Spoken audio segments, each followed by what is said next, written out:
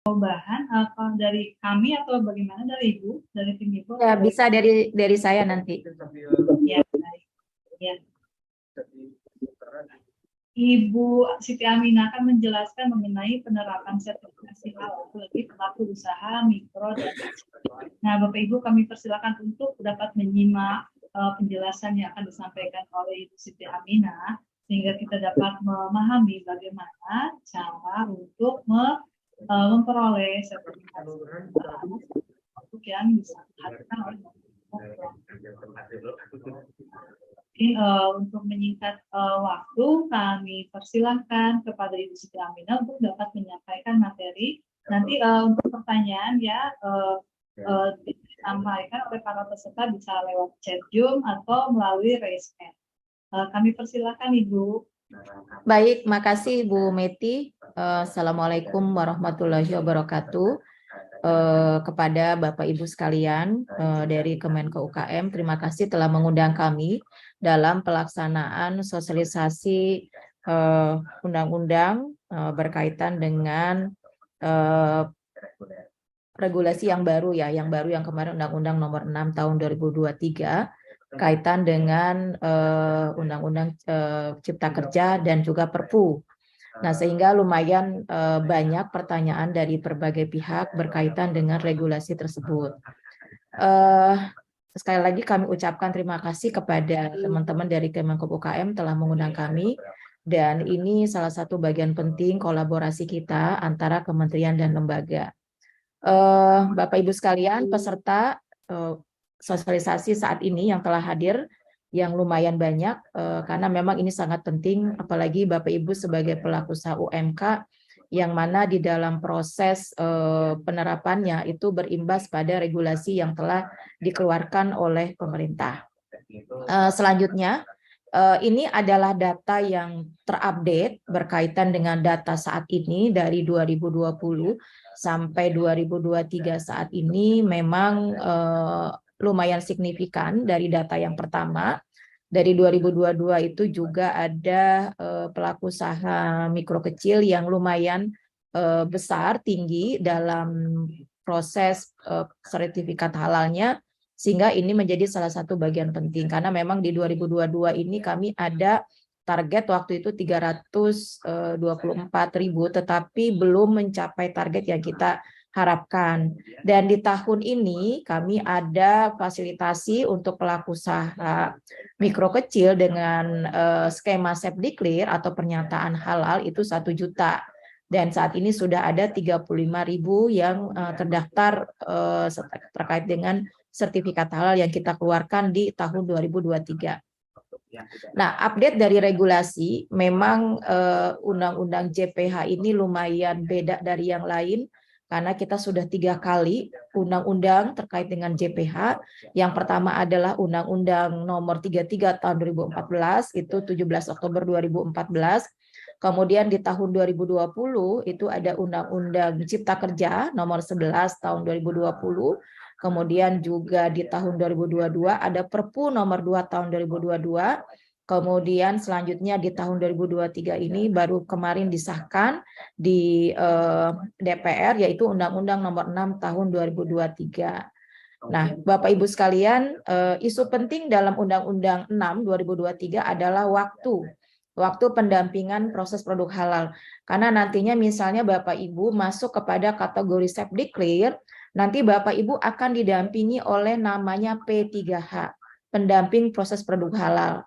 Nah, pendamping proses produk halal ini sebagian sepertinya sudah tergabung dalam Transkabumi yang ada di Kemenko UKM.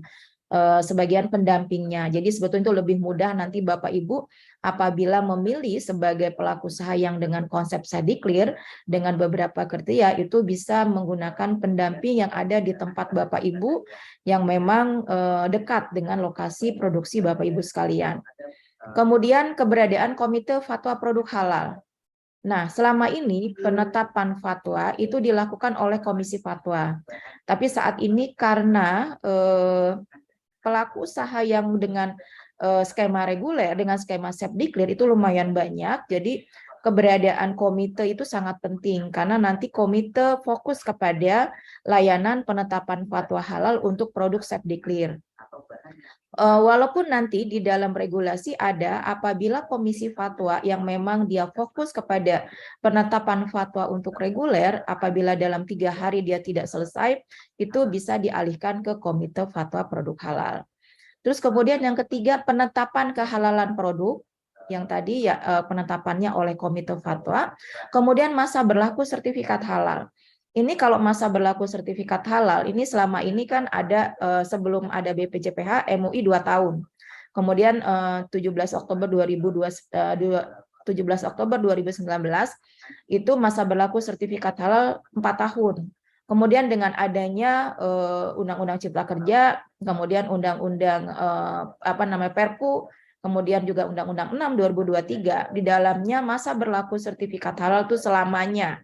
Jadi ini mungkin bagi Bapak Ibu yang mempunyai produk ini sesuatu hal yang sangat senang karena nggak perlu berkali-kali ngajukan sertifikat halal. Jadi masa berlaku sertifikat halal itu selamanya selama tidak ada perubahan komposisi bahan atau perubahan proses produk halal. Ini Bapak Ibu, misalnya Bapak Ibu mempunyai produk, kemudian produknya nggak ada perubahan apapun selamanya, ya sudah, nggak perlu ajukan lagi.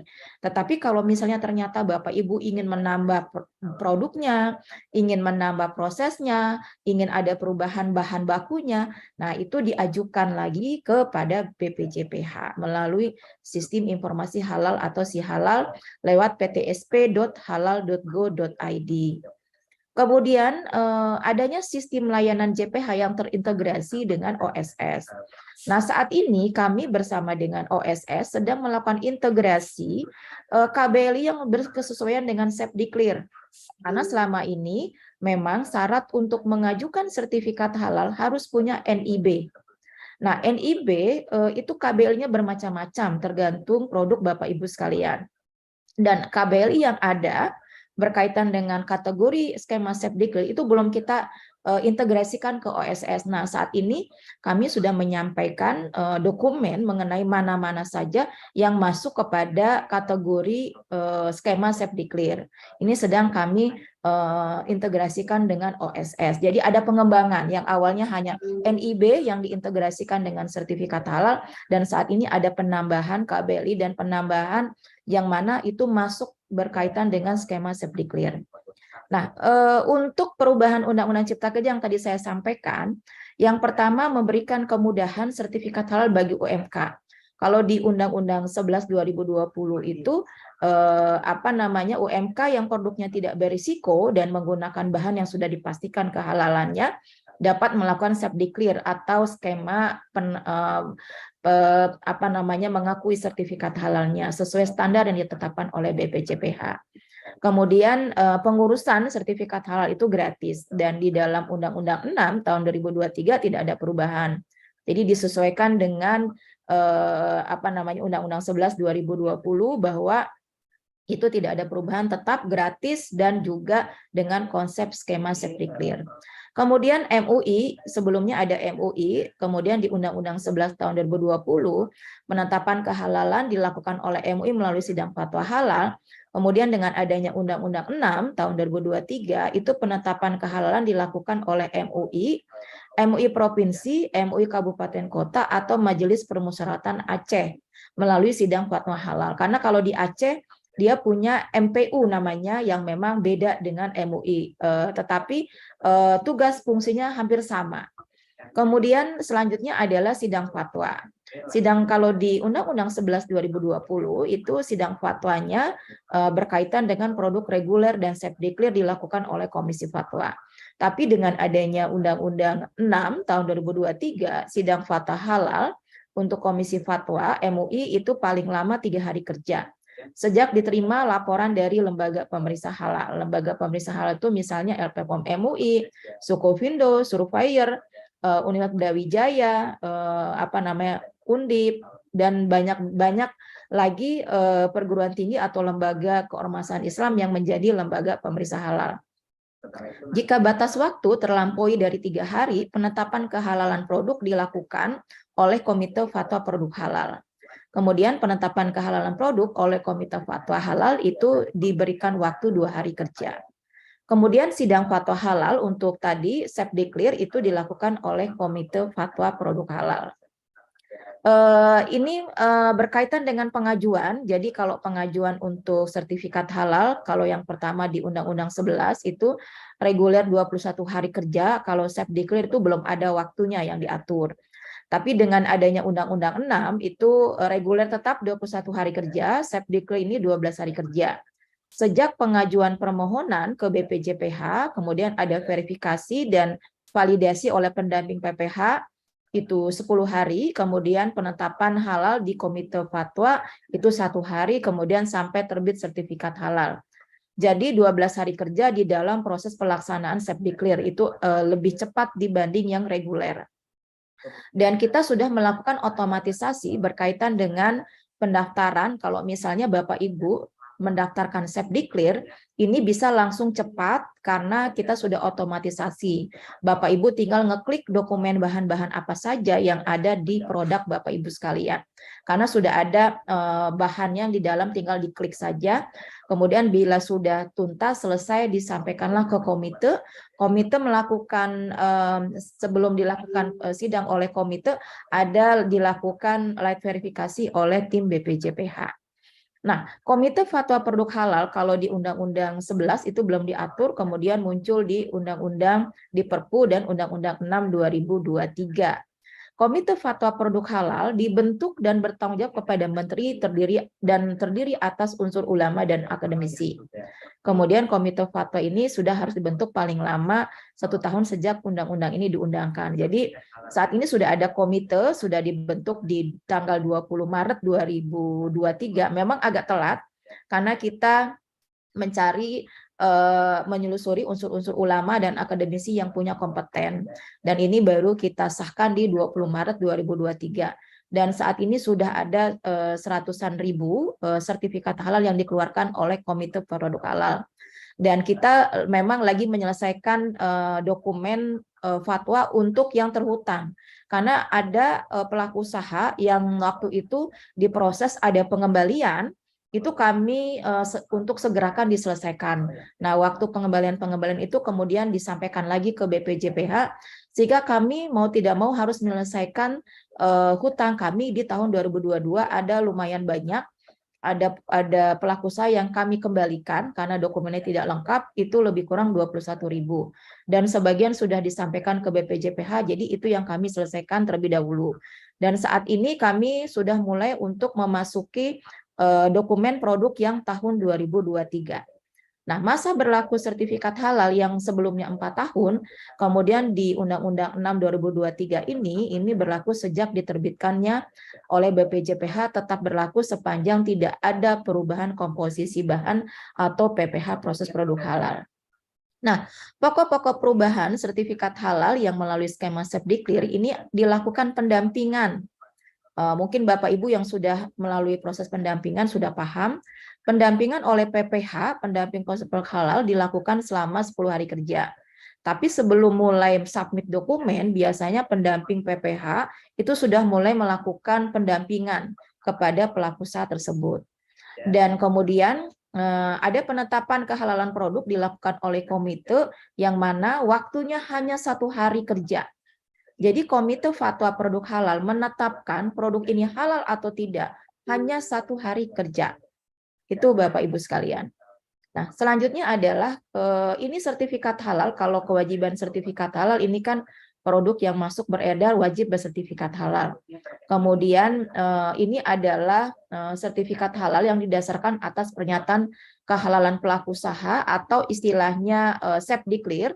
Jadi objeknya yang pertama adalah pelaku usaha mikro kecil yang memenuhi kriteria. Kemudian cara verbalnya kita melakukan memperoleh data, informasi dari UMK, kemudian memeriksa kelengkapan dokumen, kemudian pengajuan sertifikat halal, memeriksa kesesuaian data di dokumen dengan kondisi di lapangan. Jadi pendamping P3H melakukan verbal atas data yang disampaikan, kemudian kelengkapan dokumen, kemudian kesesuaian data, serta kondisi di lapangan. Nah, unsur verbal yang dilakukan yaitu verifikasi dan validasi adalah bahannya, kemudian prosesnya. Bahannya misalnya bahan baku, bahan tambahan, bahan penolong, itu perlu kita lihat. Apakah terbuat dari bahan yang sudah ada sertifikat halalnya. Caranya untuk mengetahui apakah bahan yang digunakan misalnya minyak, menggunakan minyak yang sudah ada label halalnya. Terigu pun yang kita lihat adalah terigu yang sudah ada label halalnya. Begitupun misalnya margarin atau yang lainnya. Nah, kemudian kita akan lihat prosesnya untuk pembuatan produk itu seperti apa. Karena harus dibuat flowchart dan dibuat narasi di dalam proses pembuatan sebuah produk. Nah, kemudian pelaksana verbal yang pendamping ini adalah orang yang sudah terregistrasi. Jadi dia punya nomor register yang telah mengikuti pelatihan pendamping PPH, baik yang dilakukan atau dilaksanakan oleh BPJPH atau dilakukan oleh lembaga pendamping PPH. Lembaga pendamping PPH ini bisa dari perguruan tinggi atau bisa dari perguruan tinggi umum negeri atau dari organisasi kemasyarakatan Islam. Tujuannya adalah untuk membuktikan pernyataan kehalalan produk oleh pelaku usaha. Apakah produk yang Bapak Ibu sampaikan ini bahannya betul dan sesuai dengan konsep pernyataan kehalalan. Nah, di dalam proses untuk penerapan ini ada namanya SJPH, Sistem Jaminan Produk Halal. Pernyataan pelaku usaha ini dilakukan berdasarkan standar halal yang telah ditetapkan oleh BPJPH. Nah, di dalam standar ini ada beberapa hal. Nah, di antaranya adalah sistem JPH untuk menjaga kesinambungan PPH pelaku usaha dalam penerapan SJPH. Bapak Ibu perlu menyusun template SJPH. Namun kami di dalam proses otomatisasi tadi, asal Bapak Ibu menyampaikan dokumen yang benar, otomatis SJPH itu template-nya sudah tergenerate. Jadi Bapak Ibu tidak perlu mengisi lagi, tapi kalau dari awal Bapak Ibu mengisi form, mengisi data-data yang ada di SJPH itu sudah tergenerate. Jadi nanti Bapak Ibu bisa download dokumen tersebut yang sudah tergenerate dari awal Bapak Ibu daftar atau submit dokumen yang disampaikan kepada sistem. Nah, kerangka di dalam prinsip dasar SJPH adalah ada 5. Yang pertama adalah berkaitan dengan hal pendahuluan dan ruang lingkup, kemudian istilah dan definisi yang ada di dalam SJPH, serta asas SJDPH, dan serta kriteria. Nah, kriteria ini terdiri dari kriteria yang mengenai komitmen dan tanggung jawab Bapak Ibu sebagai pelaku usaha, kemudian bahannya, ada bahan positif list, ada bahan yang memang perlu wajib sertifikat halal. Bahan positif list apa saja? Sayuran segar, buah segar, itu masuk kepada positif list. Atau bahan-bahan yang memang alami, atau bahan-bahan yang dari tambang, itu masuk kepada positif list. Atau bahan yang sudah ada sertifikat halalnya, seperti minyak-minyak atau terigu yang selama ini sudah ada label halalnya. Kemudian ada proses produk halal. Bagaimana proses produk halal yang Bapak Ibu lakukan? Itu perlu ada flowchart-nya, ada narasinya di dalam pembuatan produk yang Bapak Ibu hasilkan. Kemudian produknya seperti apa? Apa ini jenis produknya makanan atau minuman atau obat-obatan atau produk yang lainnya. Setelah itu ada pemantauan dan evaluasi dari Bapak Ibu sebagai penerapan SJPH serta juga dari pengawas JPH. Kemudian informasi yang Bapak Ibu punya itu terdokumentasi secara baik agar nantinya bila ada pengawas JPH, ada surveillance, itu Bapak Ibu bisa menyiapkan data, bisa menyerahkan data atau bisa menampilkan data yang Bapak Ibu sudah buat. Nah, kriteria UMK yang masuk kepada Sepdiklir ini adalah sesuai dengan SK BPJPH nomor 150 tahun 2022.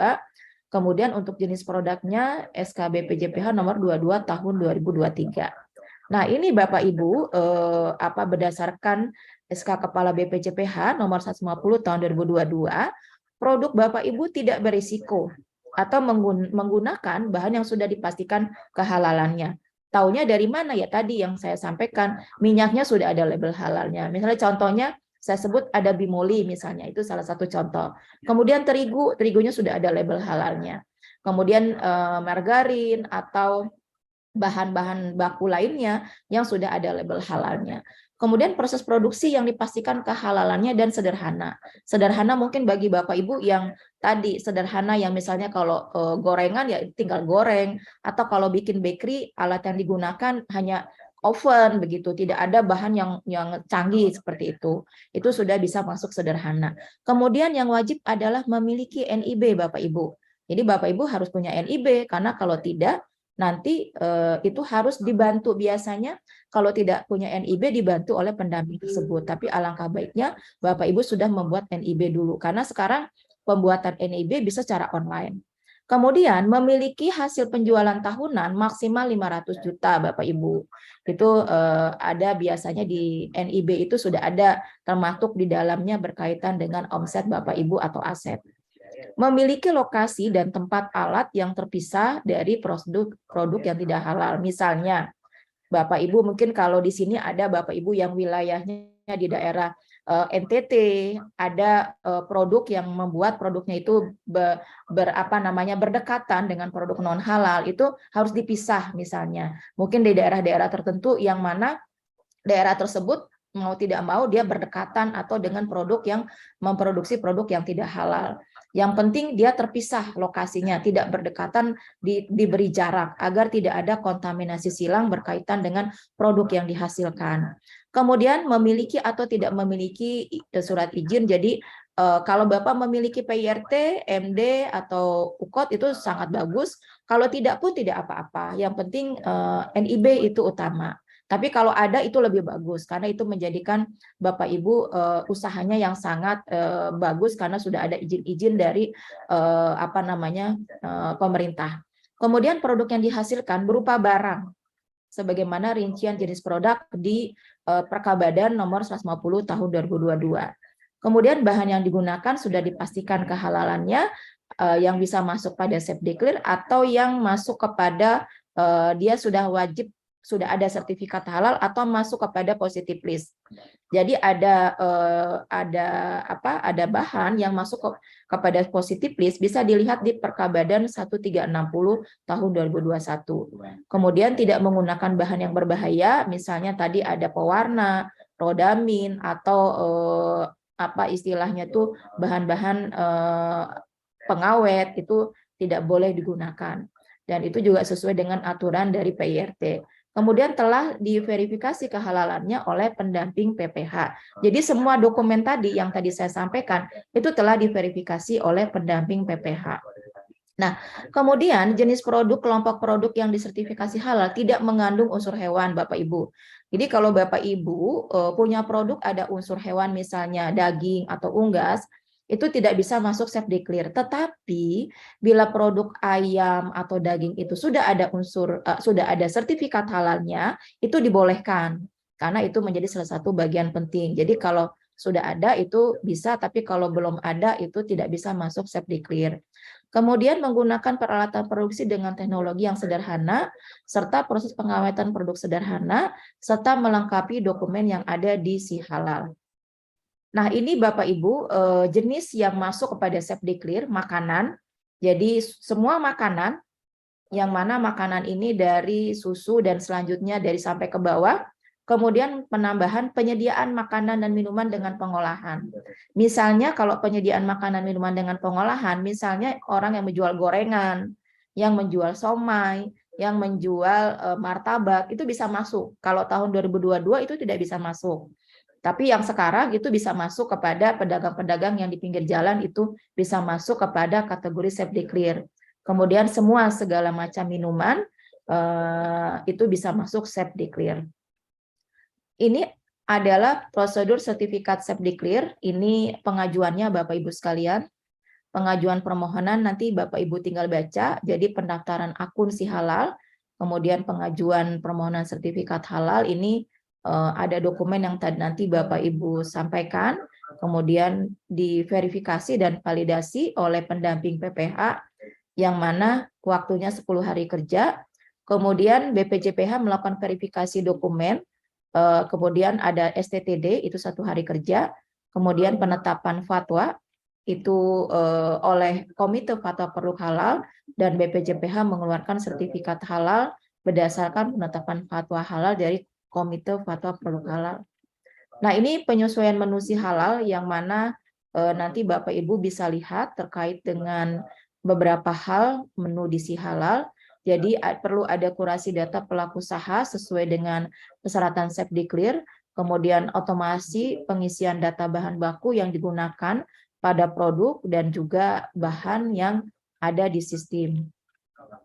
Dan ini dokumen persyaratan Bapak Ibu, surat permohonan sertifikat halal yang sudah tersedia di si halal, kemudian aspek legalnya NIB diisi di si halal, dokumen penyelia halal Bapak Ibu, penetapan penyelia halal, salinan KTP, daftar riwayat hidup, kemudian nama produk Bapak Ibu, produk yang Bapak Ibu hasilkan, kemudian daftar produk dan bahan yang digunakan, kemudian dokumen pengolahan yaitu flowchart, alur proses produk halal, kemudian izin edar kalau memang itu ada diunggah di si halal, kemudian manual SJPH yang ini sudah tersedia dan apabila Bapak Ibu sudah mengisi di awal, otomatis manual SJPH-nya sudah terintegrate, jadi tidak perlu diisi ulang karena sudah data yang di awal tadi saya sampaikan itu bisa terintegrate dengan manual SJPH-nya.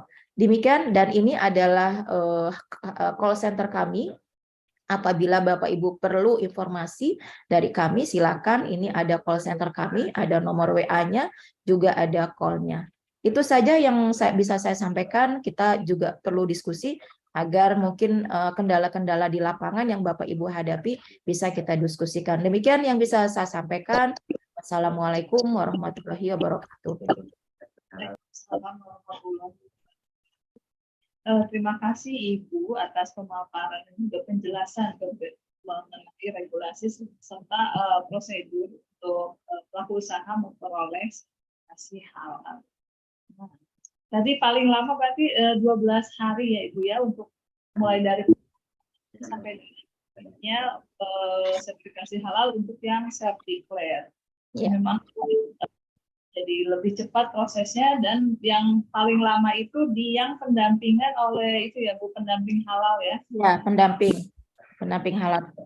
Untuk proses di pemerintah sendiri ya 1 hari selesai ya Bu ya untuk yang dan fatwanya sendiri. Ya. Baik, kami buka kesempatan kepada para penanya nih, para peserta, silakan untuk dapat mengajukan pertanyaan, bisa berupa pertanyaan ataupun mungkin apa ya dari pengalaman selama ini memanfaatkan kemudahan dalam pengurusan sertifikasi halal. Ini kita sudah ada yang raise hand Ibu dari Dinas Koperasi UKM Tanjung Balai. Kami persilakan Bapak, mohon dapat disebutkan nama dan mungkin pertanyaannya bisa dilakukan secara singkat ya Pak.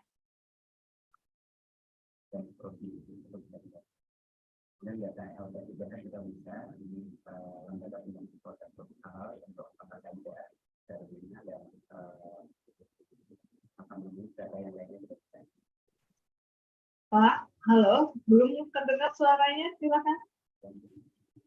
Baik, terima kasih. Silakan Ibu dan Bapak kepada kita.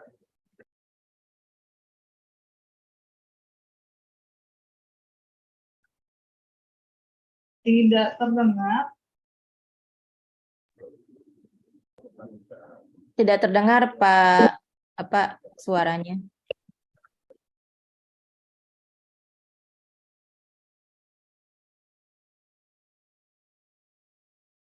Tidak ada suaranya Bapak, mungkin sambil mencoba koneksi ini mungkin bisa disampaikan melalui chat Zoom Pak kalau memang suaranya belum bisa keluar ya.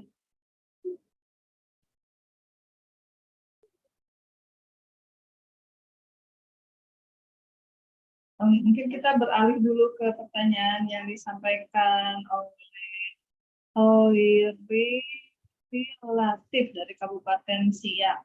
Berapa lama SD diproses pada tahap fatwa MUI? Karena UMKM kami mengajukan sertifikat halal sudah ada 1 bulan, masih keterangan di fatwa MUI. Mohon bantuannya Bu. Oke, baik. Bapak ya, Hariri Latif ya. Pertama, itu kapan waktunya? 1 bulan berarti di 2023 atau 2022. Ini berarti 2023 ya diajukannya. Dan ini harus dicek dulu Ibu nomor reknya berapa biar nanti kami lihat itu kendalanya di mana. Biasanya pelaku usaha itu tadi sudah melihat rankingnya ya. Rankingnya ternyata ada di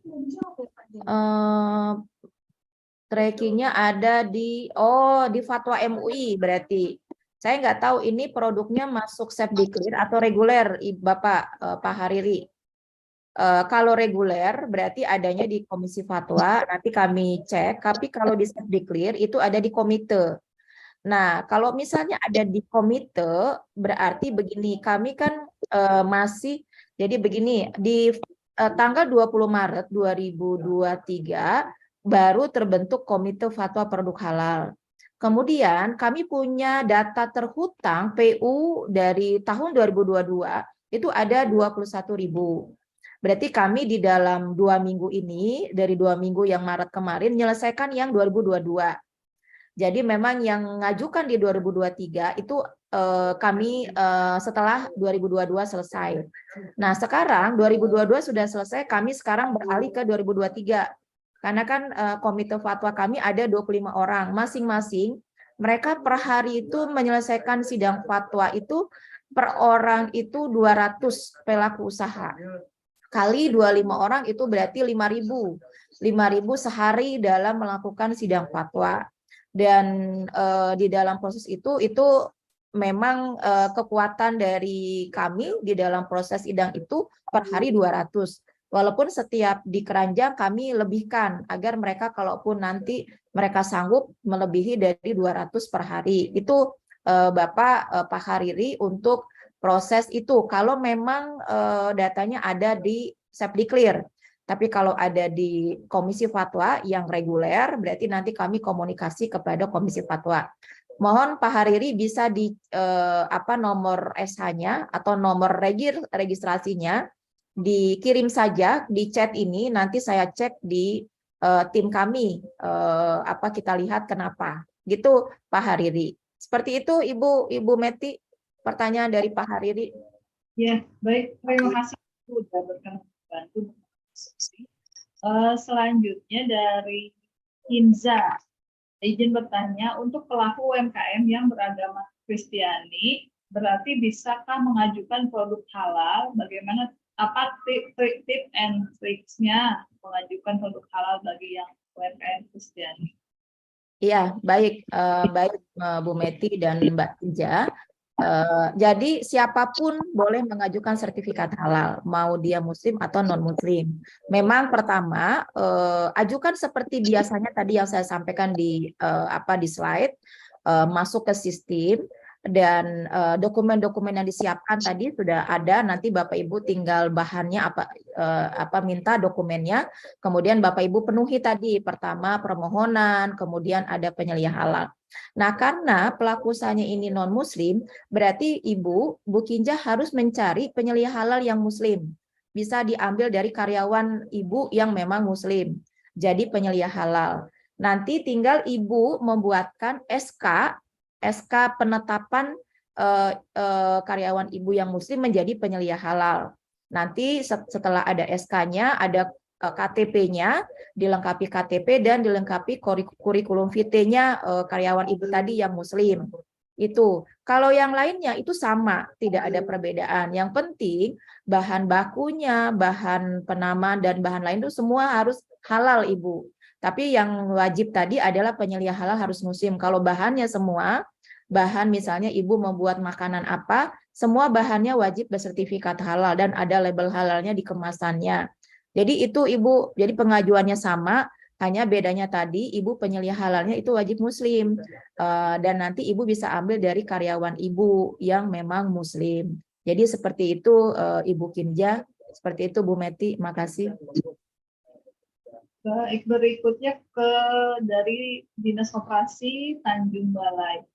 Terkait undang-undang terbaru, sertifikasi halal punya masa berlaku atau berlaku selamanya? Kah Ibu Kemudian bagaimana dengan sertifikasi halal yang terbit sebelum 2023 ini? Iya, baik. Terima kasih Bapak Ibu sekalian. Ini juga berlaku bagi Bapak Ibu semuanya bahwa memang masa berlakunya selamanya. Dan bagi yang sudah mendapatkan sertifikat halal sebelumnya itu sudah berlaku Bapak Ibu. Dan biasanya begini, misalnya Bapak Ibu mau ada perubahan komposisi atau bahan, Bapak Ibu tinggal ajukan. Nanti sertifikat yang keluar adalah sertifikat selamanya. Tetapi sertifikat Bapak Ibu apabila tidak ada perubahan komposisi dan itu tetap bisa memakai dan itu juga sudah berlaku selamanya. Agar mungkin lebih enaknya sih nanti pas masa berlakunya habis Bapak Ibu ngajukan saja untuk otomatisasi agar diberlakukan selamanya. Karena kalau yang sebelumnya kan ada periode ya, ada periode waktu yaitu 4 tahun. Tapi sebetulnya regulasi kita kan berlaku surut. Jadi sertifikat yang dikeluarkan sebelumnya itu sudah berlaku selamanya, selama tidak ada perubahan. Nah, jadi seperti itu Bapak Ibu. Ini kayak seperti KTP. KTP kita kan awalnya tuh ada masa berlaku ya. Tapi kalau kita perpanjang itu otomatis dia langsung ada tulisan selamanya. Jadi kalau Ibu ingin lebih apa istilahnya lebih percaya diri, ya sudah ajukan saja. Nanti otomatis Ibu akan menerima sertifikat yang bunyinya apa namanya hanya tanggal keluarnya. Tapi tidak ada tidak ada sampai kapan, tapi hanya ada keluar tanggal, bulan, tahun di sertifikat itu. Dan di situ ada tulisan masa berlakunya selamanya selama tidak ada perubahan komposisi dan perubahan proses produk halal. Seperti itu Ibu. Jadi kalau nggak ngajukan juga nggak apa-apa Bu, karena itu regulasi kita kan berlaku surut. Jadi berarti itu yang sebelumnya sudah berlaku selamanya. Seperti itu.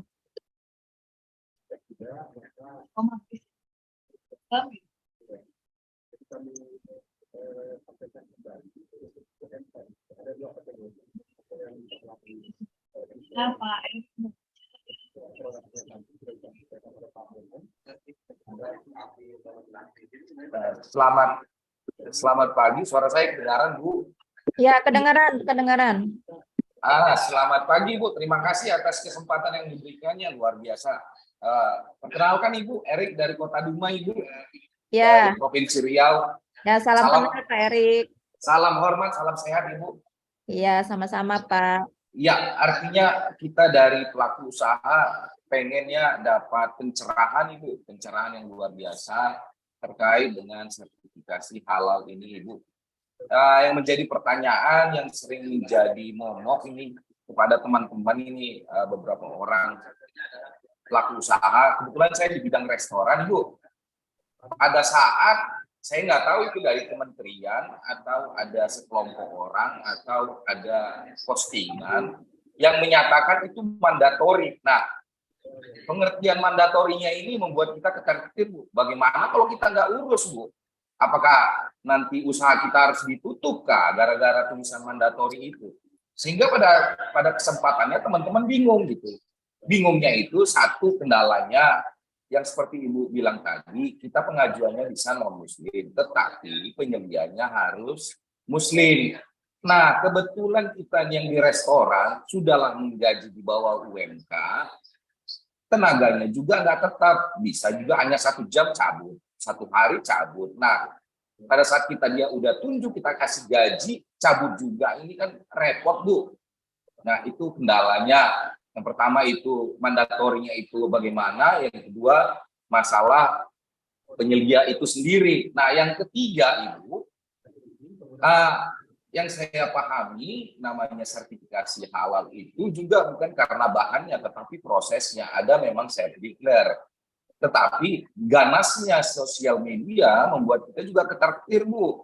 Karena contoh kita juga ada di beberapa pelaku restoran ini yang keluarga campur gitu. Jadi bukan muslim semua, ada juga yang non muslim, keluarnya dapurnya itu masih bergabung dengan usaha, terus makanan yang dibawa juga belum tahu kita bagaimana. Nah, tiba-tiba nih ada yang sirik nih, foto segala macam, ini nggak halal walaupun punya sertifikat halal, ini gimana gitu. Jadi hal-hal yang sederhana seperti itu membuat ketakutan-ketakutan sehingga kita perlu pencerahan Bu, supaya tidak makin melebar kemana-mana ini. Karena saya declare ini sendiri, kita udah sampaikan, saya kebetulan juga pendamping, saya sampaikan kepada teman-teman semua, walaupun saya declare, tetapi tetap juga akan menjadi satu tuntutan dari pemerintah akan melakukan inspeksi suatu saat. Jadi jangan hanya sekedar tempelkan logo halal, tapi kita nggak bisa konsisten dengan logo tersebut. Mohon pencerahan, Bu. Demikian dulu untuk sementara. Terima kasih.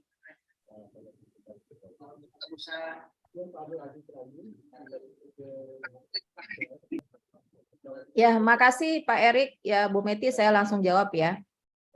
Pertama, berarti produk Bapak restoran. Berarti kalau restoran itu tidak bisa masuk Chef Declare, Pak. Yang pertama, karena dia reguler. Karena restoran itu kan menunya banyak dan bervarian.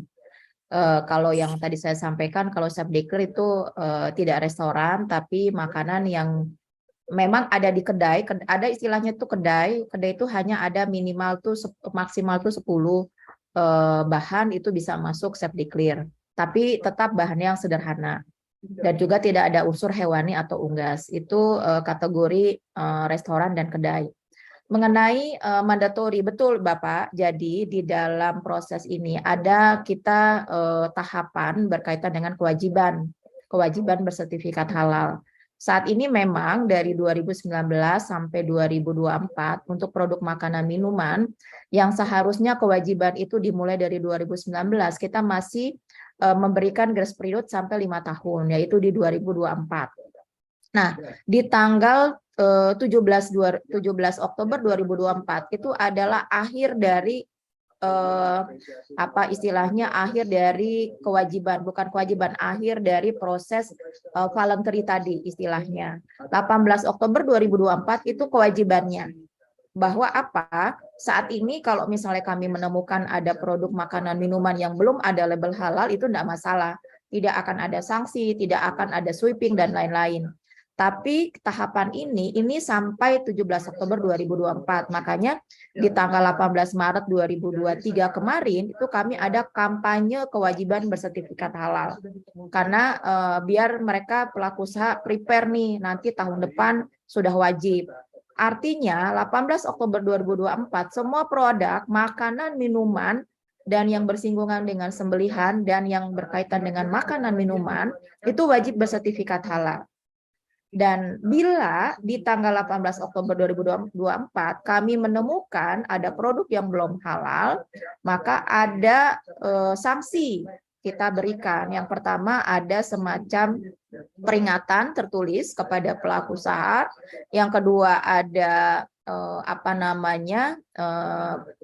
ada kayak semacam sweeping, produknya tidak bisa beredar. Kemudian yang ketiga adalah kayak semacam pelaku usahanya itu tidak boleh beredar produknya.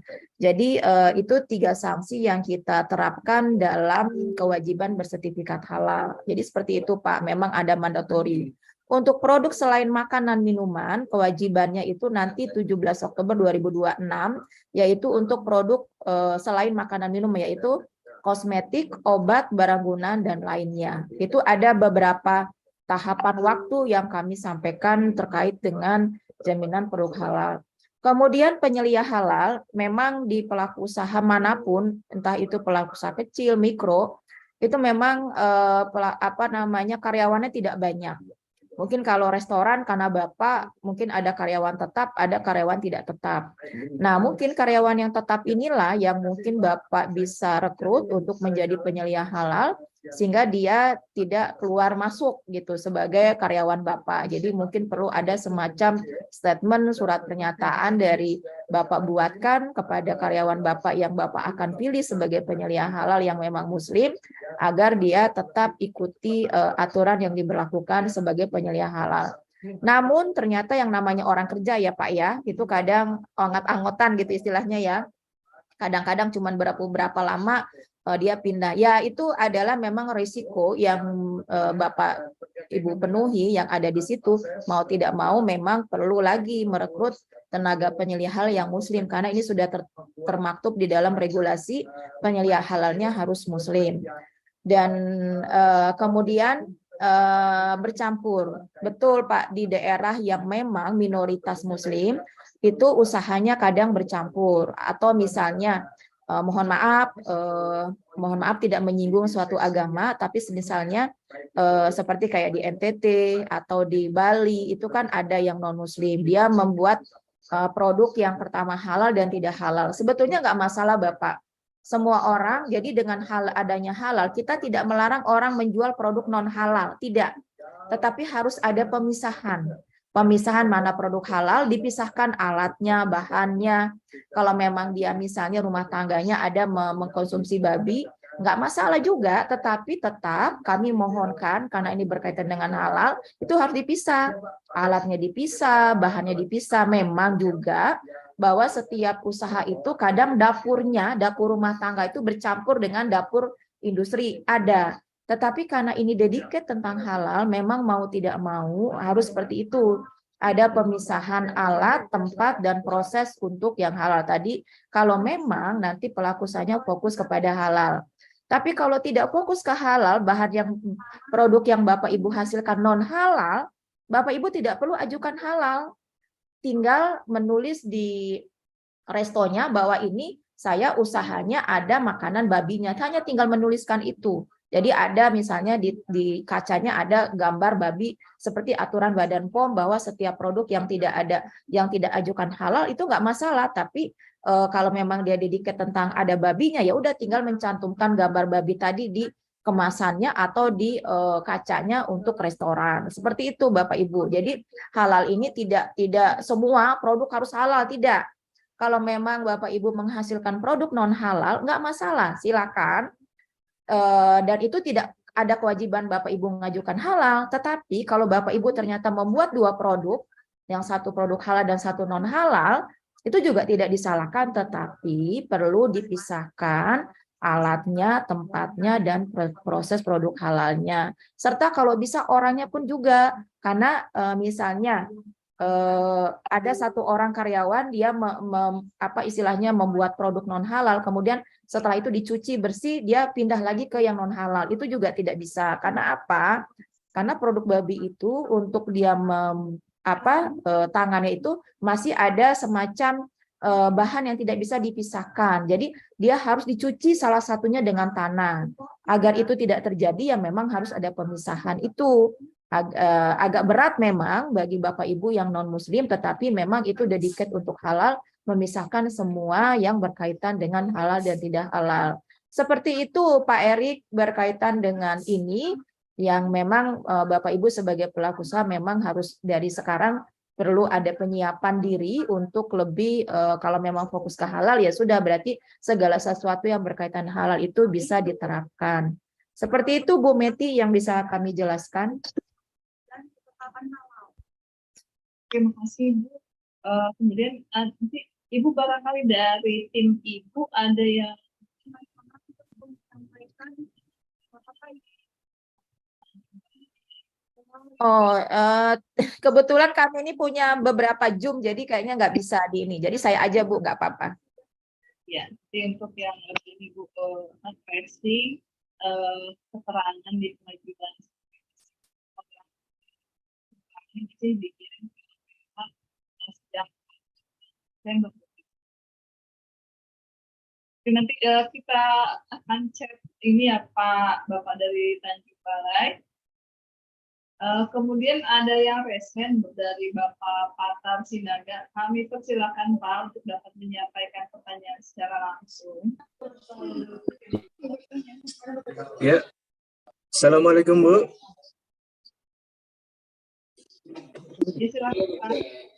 Ya Bu, ini saya dari Samosir Bu, daerah Samosir. Kebetulan kan di sini kondisinya UMKM-nya banyak yang ini non Muslim, karyawannya juga nggak ada yang Muslim, banyak kan non Muslim. Jadi untuk penyeliannya bagaimana kira-kira? Mohon petunjuknya Bu. Beberapa produk yang impor dan Ya, itu tadi saya sampaikan Bapak Ibu, kalau untuk penyeliannya memang mau tidak mau perlu dicari Bapak. cari yang di daerah Samosir itu yang memang yang Muslim yang punya dedikat tentang halal. Jadi memang mau tidak mau Bapak, karena di syaratnya itu wajib penyelia halalnya yang Muslim. Jadi ya tadi karena ini sudah menjadi syarat mandatori, penyelia halalnya wajib Muslim. Jadi Bapak Ibu yang di Samosir mau tidak mau perlu mencari karyawan yang Muslim satu sebagai penyelia halal. Seperti itu Bapak. Karena ini sudah Berarti- ada di regulasi Bapak. Ya Bu, ya. Bu, berarti karyawannya itu harus ada yang Muslim berarti untuk jadi penyelia ya Bu? Harus karyawan ya Bu? Betul, sebagai penyelia halalnya. Betul Nggak Bapak. bisa sebagai misalnya penyuluh kita jadikan sebagai penyelia, nggak bisa ya Bu? Penyuluh agama gitu. Penyuluh agama yang Muslim kalau memang dia punya dedikat tentang halal bisa saja Pak. Bisa ya Bu? Ah. Kalau misalnya dia berstatus PNS gitu bisa Bu sebagai penyelia Bu? Nah, kalau status PNS itu Ya. terkait dengan dia sebagai PNS itu harus lapor ke pimpinannya, dia bisa tidak gitu. Karena kan dia punya kewajiban sebagai PNS. Kecuali penyuluh agama yang Bapak rekrut itu bukan PNS tapi non PNS, itu masih bisa Pak. Kalau yang PNS dia kan kerjanya lumayan full time. Dan itu dia harus Ya. lapor ke pimpinannya. Tapi kalau dia punya kebolehan oleh pimpinannya itu juga nggak masalah Pak. Ya, baik Bu. Makasih ya Bu. Ya. Assalamualaikum. Waalaikumsalam. Berikutnya kami persilakan dari Dinas Koperasi UKM Kabupaten Bogor. Assalamualaikum warahmatullahi wabarakatuh. Izin Bu Meti, saya dari Dinas Koperasi UKM Kabupaten Bogor, Ibu Siti Aminah. Saya mau menanyakan terkait program kami di dinas itu memang ada sekitar insya Allah sih 200 pelaku usaha melalui program reguler Bu. Namun saat ini baru 120 pelaku usaha yang sudah mengikuti sosialisasi halal dan sampai saat ini kami menanyakan Bu terkait dengan LPH. Karena kalau saya baca di situ sertifikat itu terbitnya 4 tahun, sedangkan dengan peraturan yang baru itu selama tidak ada perubahan bahan baku itu masa berlakunya sampai selama menjalankan usaha ya Bu ya. Yang kami tanyakan di sini apakah sertifikat dari ketetapan halal itu masih berlaku selama 4 tahun atau selama menjalankan usahanya Bu, mengikuti peraturan yang baru. Terima kasih Bu pertanyaannya. Terima kasih Pak. Ini yang 200 ini reguler ya Pak? Apa subdiklir? Reguler.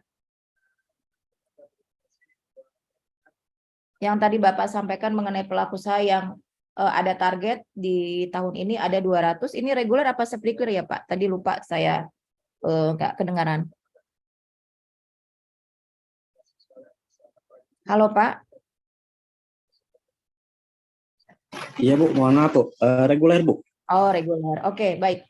Jadi Bapak, karena kan sudah ada Undang-Undang 6 2023 bahwa masa berlaku sertifikat halal itu adalah selamanya selama tidak ada perubahan komposisi dan proses produk halal. Nah, itu kan masa berlakunya ini adalah kan apa istilahnya itu regulasinya berlaku surut. Berarti itu sudah berlaku untuk yang sebelumnya. Tapi untuk ketetapan biar tidak, maksudnya karena kan mungkin Bapak Ibu yang sebelumnya nerima sertifikat halal sebelumnya ada masa berlaku, agar lebih istilahnya meyakinkan diri, bisa sih ngajukan lagi. Nanti setelah dapat, jadi setelah masa berlaku habis, Bapak ngajukan, Bapak akan terima sertifikat yang sudah ada sertifikat dia tulisannya hanya terbitnya saja, tapi masa berlakunya tidak ada. Tapi kalau Bapak mau pakai sertifikat yang ada masa berlaku, itu sebetulnya sudah include Pak di dalamnya, dia sudah berlaku selamanya gitu. Cuman kan kadang-kadang ingin meyakinkan diri nih, produk saya ini berlaku selamanya gitu. Nah, keyakinan diri itu silakan Bapak kalau mau ajukan saja untuk berkaitan dengan perubahan tadi. Seperti itu, Pak. Jadi bisa Bapak ajukan lagi nanti setelah masa berlakunya habis. Tapi bisa juga tidak perlu, karena itu sudah berlaku surut dan itu semua yang sertifikat yang kita keluarkan itu sudah berlaku selamanya. Seperti itu, Pak. Izin Bu, untuk masa berlakunya itu apakah kita ke LPH yang sudah menerbitkan sertifikatnya atau ke sertifikat halalnya Bu, ke BPJPH Bu? Gitu, Bu. Ya, kalau untuk reguler kan berarti kalau perpanjangan kan itu mendaftar ulang baru ya Pak ya, mendaftar ulang baru dan itu berarti Bapak ke LPH lagi, diperiksa lagi oleh LPH, kemudian nanti Bapak mendapat giliran untuk diperiksa. Tapi kalau memang Bapak dirasa sertifikat yang Bapak dapatkan itu walaupun ada masa berlakunya selama 4 tahun dan merasa Bapak itu tidak perlu ajukan dan merasa produk Bapak tidak ada perubahan, ya udah, nggak usah sebetulnya Pak. Karena kan ikuti saja Bu ya. Ikuti saja yang ada gitu Pak. Jadi ikut saja yang ada karena nanti kan harus Bapak keluarin biaya lagi Pak untuk yang reguler seperti itu Pak. Betul. Kecuali produk Bapak ada perubahan gitu, mau nambah apa, nah baru itu mau tidak mau Bapak ngajukan ulang dan nanti sertifikat yang Bapak terima ada tulisan tadi hanya ada tanggal penerbitan dan di situ tidak ada tanggal sampai kapan, seperti itu Pak. Siap Bu, terima kasih banyak. Okay. Jadi sampai saat ini memang yang terbit pun baru sekitar saya cek itu baru ada 6 Bu. Karena kami yang sudah melakukan proses itu ada 120 Bu. Pada saat yang di 2023 ini ya Pak ya?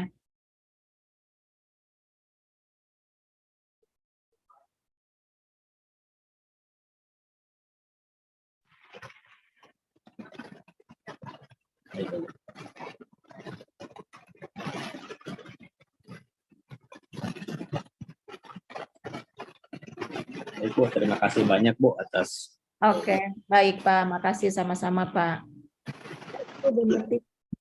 Ada pertanyaan dari Ibu Dias sebenarnya UKM. Apakah ada surveillance ke pelaku usaha setiap tahunnya ya? Mungkin pasca terbitnya sertifikasi halal apakah ada? Iya.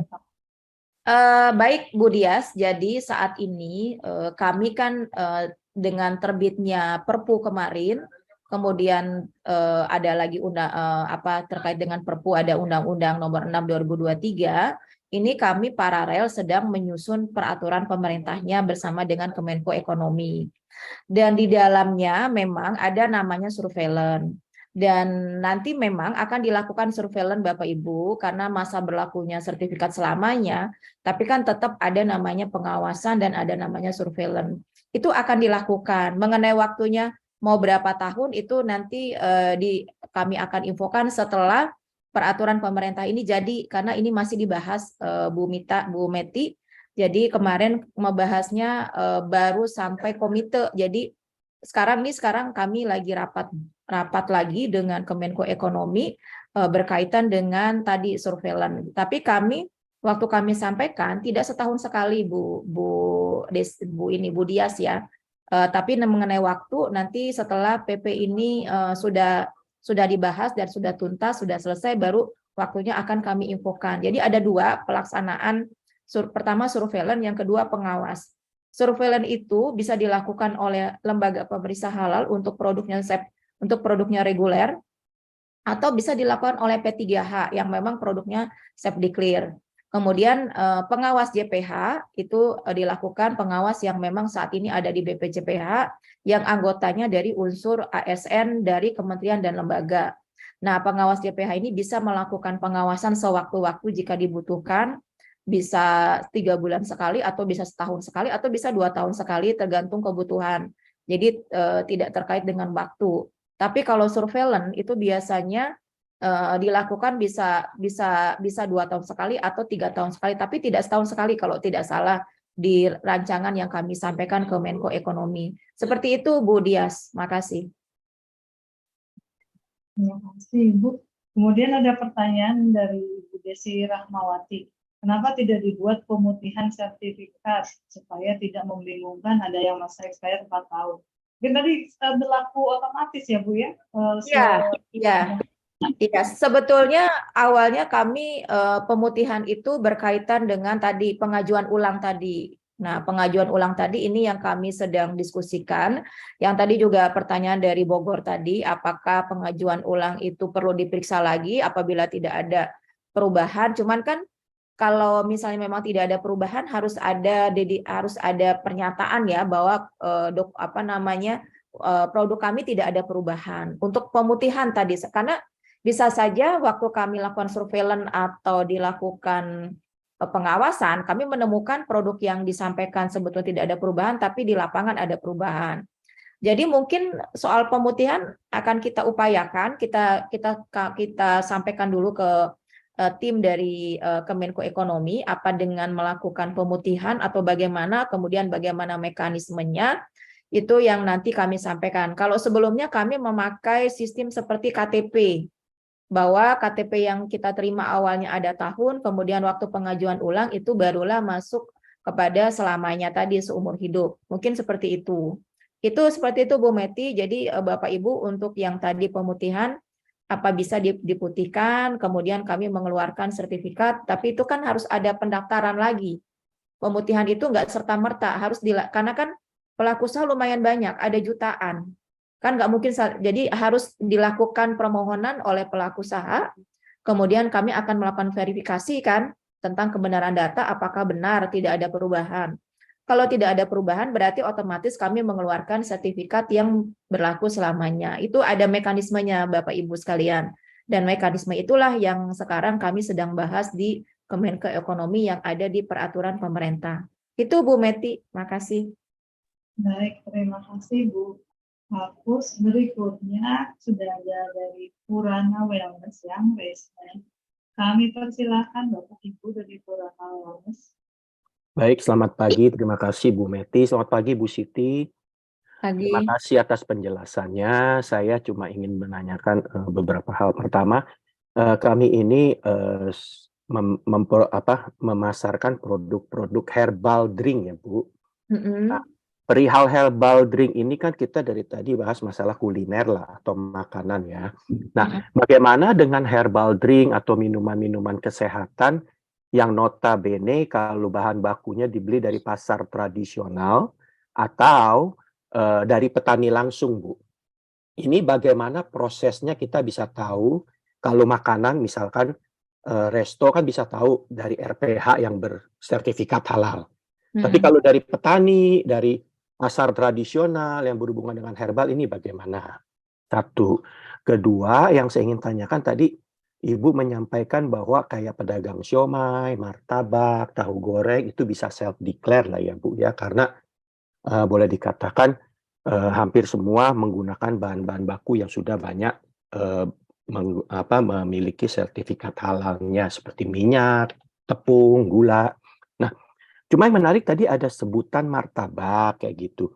Itu kan ada menggunakan daging ayam. Sedangkan satu sisi tadi disampaikan bahwa apapun yang mengandung daging itu tidak bisa self-declare. Harus reguler atau bisa memiliki atau bisa membuktikan pembelian dagingnya itu dari RPH yang bersertifikat. Nah, ini yang mana yang sebenarnya bisa diberikan kepada semua pedagang kaki lima lah istilah gitu, Bu. Dan yang terakhir yang menarik lagi adalah juga ada statement bahwa ini wajib halal ya Bu ya, makanan kita ya termasuk resto. Tapi tadi ada Bapak yang mengatakan Pak Erik atau siapa, bagaimana dengan restoran yang notabene di beberapa daerah atau maaf saya sebut yang seperti di NTT atau di NTB misalnya atau di daerah Medan yang non halal produknya. Nah, lalu disampaikan tempelkan saja gambar babinya itu misalkan, maaf ya. Tempelkan di depannya bahwa itu produknya non halal karena tidak bisa memang memisahkan, karena kalau memisahkan harus investasi baru dengan peralatan-peralatan karena kemampuan finansial tidak seperti itu. Nah, ini yang menariknya, satu ada kewajiban halal dan satu lagi hanya menempelkan tetap boleh berjualan. Artinya restonya, rumah makannya itu adalah yang non halal. Apakah ini di depannya nanti tidak ada efek, Bu? Karena kita jujur, kebanyakan kita ini yang terjadi di lapangan tuh berbeda gitu loh. Wah, ini produk tidak halal misalkan. Terus dikeroyoklah restoran itu, dihancurkanlah gitu. Karena statement wajib halal dan dengan penjelasan itu tidak seiring sejalan gitu. Nah, untuk menghindari ini, Apakah nanti BPJPH misalkan pada titik tertentu, oh ini nggak bisa masuk halal, dan si perusahaan hanya menempel produk non halal atau apa gambarnya, tetap bisa berjalan tanpa diganggu oleh ya efek-efek ormas kah atau orang-orang yang tidak dapat bertanggung jawab. Itu aja Bu. Terima kasih Bu Siti, Bu Meti. Selamat pagi. Makasih Bapak atas pertanyaannya. Yang pertama, herbal drink itu bahan bakunya ada yang alami. Tadi Bapak bilang dari petani. Jadi waktu Bapak ajukan halal, kan ada mengisi form bahan baku yang Bapak pakai apa gitu. Misalnya Bapak pakai jahe dari petani, karena itu masuk kepada unsur jahe dari petani itu, jahe yang belum diolah, itu masuk positif list Pak. Tidak perlu sertifikat halal. Tapi bila Bapak memakai jahe yang dikemas, jahe bubuk, itu harus ada sertifikat halalnya karena jahe tersebut sudah masuk ada pengolahan. Jadi Bapak di dalam penulisan di form itu ditulis saja bahan baku yang Bapak dari petani itu ditulis. Misalnya jahe atau kunyit dari petani ini, silakan. Itu seperti itu bisa Pak. Tapi kan ditulisnya jahenya jahe segar dari petani ini, terus kunyit ini segar dari petani ini. Tapi kalau produknya bukan dari itu, bahannya dari yang sudah ada pengolahan, tadi jahe bubuk, kemudian kunyit bubuk, nah itu berarti dia harus ada sertifikat halalnya. Itu yang berkaitan dengan bahan tadi Pak, yang dari petani. Jadi di dalam form yang Bapak isi waktu ngajukan, isi seperti itu. Kemudian mengenai tadi martabak bisa, yang saya namanya untuk martabak manis. Malah martabak manis bisa, tapi ada bahan yang sebetulnya masuk titik kritis, yaitu kuas. Cuman kuas itu biasanya kalau sekarang banyak kuas yang digunakan pakai kuas sintetis atau plastik. Dan di martabak itu ada martabak yang memang menggunakan daging. Biasanya kalau Bapak Ibu lihat, yang menggunakan daging itu pakai daging yang sudah ada unsur diolah, yaitu pakai daging yang yang sudah ada yang sudah diolah tuh apa ya namanya, saya lupa. Jadi dagingnya sudah yang kalengan tuh apa namanya itu Bu Meti. Nah itu pakai daging yang sudah diolah dan sudah ada label halalnya. Apa namanya, saya lupa jadinya itu ya itu. Kalau itu nggak apa-apa. Tapi kalau dia pakai daging, karena biasanya kalau kita lihat di martabak itu ada martabak manis, ada martabak dari asin, dari telur. Yang telur itu ada juga unsur dagingnya. Kalau kita lihat daging yang digunakan pakai kornet maksudnya. Jadi yang digunakan adalah kornet. Nah kita lihat kornetnya itu sudah ada label halal. Nah itu boleh. Kecuali dia pakai daging yang dagingnya itu dari proses sembelihan atau daging yang dia bikin sendiri. Nah, itu yang harus telusur nih. Makanya tadi di dalam regulasi kita, kalau dia menggunakan daging atau ayam yang sudah ada label halalnya, nggak masalah, bisa masuk safety clean. Itu memberi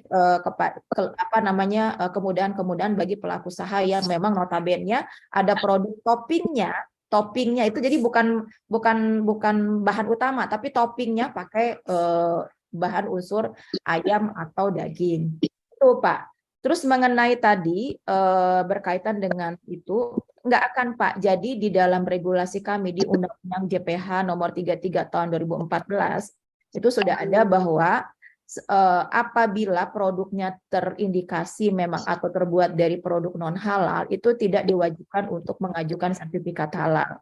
Yang penting dia memberikan informasi kepada masyarakat atau publik bahwa produk dia tidak halal dengan apa. Dalam aturan Badan POM, label dan iklan pangan itu harus mencantumkan gambar atau tulisan mengandung babi. Mau di restoran kah, mau di kemasan kah, itu harus ada unsur itu. Dan nanti akan ada sweeping yang nggak ada, karena nantinya setelah kewajiban sertifikat halal, hanya ada 2 label Bapak Ibu. Label halal dengan tadi label halalnya BPJPH, sama ketentuan tidak halal atau label yang ada gambar babinya tadi. Hanya 2 itu. Dan nggak akan ada sweeping, karena memang kita tidak melarang orang menjual produk non halal. Karena kan kita punya pangsa pasarnya sendiri. Yang penting jelas, yang selama ini di sweeping itu yang nggak jelas. Bahwa ini sebetulnya tidak halal, tapi tidak ada informasi label atau tidak ada informasi bahwa ini warung atau restoran yang tidak ada halal, sehingga marah kan. Ada, jadi selain undang-undang JPH ada undang-undang perlindungan konsumen di dalamnya, bahwa harus memberikan informasi yang jelas pada setiap produk, entah itu kemasan, entah itu restoran atau kedai atau apapun. Itu yang sebetulnya yang kita ingini, bahwa semua produk yang beredar ini harus jelas labelnya, mau label halalkah, mau label keterangan tidak halalkah. Jadi seperti itu Bapak, tidak akan ada sweeping, yang penting dia jelas memang dia ada produk non halalnya. Misalnya dia menjual di daerah yang mayoritas muslim, nggak apa-apa, yang penting ada kejelasan tadi. Apabila nanti terjadi seperti itu, silakan adukan ke kami, karena memang tidak ada, kami tidak apa istilahnya, yang memang tidak halal silakan berjualan, yang penting jelas tadi informasi kepada masyarakatnya bahwa ini produknya tidak halal. Seperti itu Bapak Pak Purana Wellness, berkaitan dengan pertanyaan yang Bapak sampaikan. Terima kasih. Terima kasih Ibu. Ada pertanyaan Ibu dari Diskop Perindan Kabupaten Seruyan.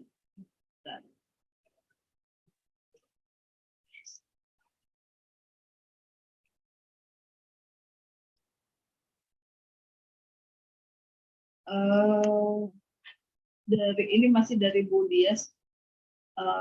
Penggantian bahan itu bagaimana? Apakah penggantian merek ataukah penggantian rasa, biasanya dari asin jadi manis, atau penggantian minyak biasanya A jadi B? Nah, mungkin itu Bu. Iya, betul Bu yang Ibu sampaikan, Bu Dia sampaikan. Penggantian, jadi begini, makanya teman-teman pelaku usaha itu kan kalau mengajukan sertifikat halal, nama bahan itu jangan satu macam. Misalnya kayak minyak, awalnya pakai minyak bimoli, tapi tiba-tiba nih pada suatu waktu minyak bimoli itu tidak ada. Tapi kan Bapak Ibu nggak bisa berhenti berproduksi kan, akhirnya pakailah minyaknya Vilma. Nah, itu sebetulnya salah satu perubahan bahan yang Bapak Ibu gunakan, walaupun itu sama-sama minyak. Makanya waktu nanti ngajukan halal, itu bahan baku yang Bapak Ibu pakai itu bisa lebih dari satu. Misalnya Bapak Ibu pakai minyaknya bimoli, minyaknya Vilma, minyaknya apa.